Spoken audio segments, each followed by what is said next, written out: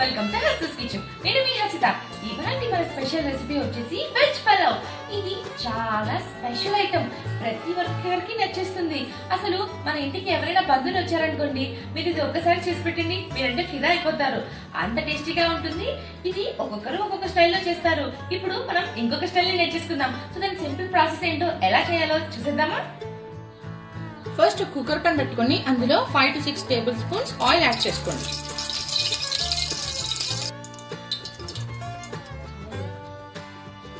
ఇందులో 2 to 3 onions తీసుకొని chop చేసుకున్న యాడ్ చేసుకుని బాగా రోస్ట్ చేసుకోవాలి. ఇలా లైట్ గా రోస్ట్ అయ్యాక చిల్లీస్ ని యాడ్ చేసుకోండి. నేనైతే 6 చిల్లీస్ వేసుకున్నాను. ఇప్పుడు ఇందులో 1 కప్ పుదీనా యాడ్ చేసుకున్నాను.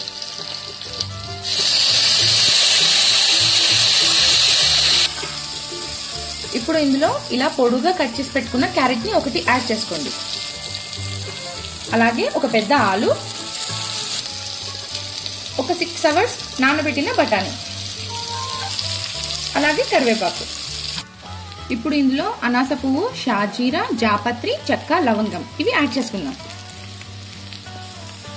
అలాగే ఒక బిర్యానీ ఆకు. ఇవన్నీ వేసినందుకు మంచి ఫ్లేవర్ తో మనకు అవుట్పుట్ వచ్చేస్తుంది. ఇందులో 1 స్పూన్ అల్లం వెల్లుల్లి పేస్ట్ యాడ్ చేసుకోండి. ఇప్పుడు ఇందులో 2 స్పూన్స్ పెరుగుని యాడ్ చేసుకోండి. ఈ పెరుగు వేయడం వల్ల మనకు మంచి టేస్ట్ వస్తుంది.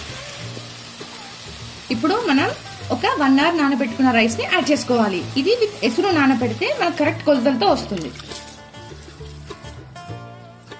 ఇప్పుడు ఇందులో రుచికి సరిపడా సాల్ట్ యాడ్ చేసుకోవాలి. ఇప్పుడు దీన్ని ఒక 4 విజిల్స్ తెప్పించుకోండి.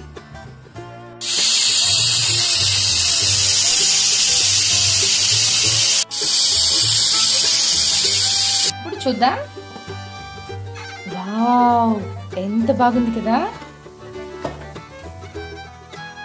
చూసారా ఎంత బాగా అయిందో? చూస్తేనే నోరు ఊరిపోతుంది కదా!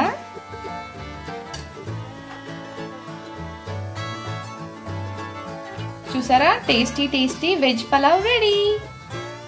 దీనిలోకి కాంబినేషన్ పెరుగు పచ్చడితో తింటే టేస్ట్ అదిరిపోతుంది. చూసారు కదా, చాలా సింపుల్ ప్రాసెస్ కదా.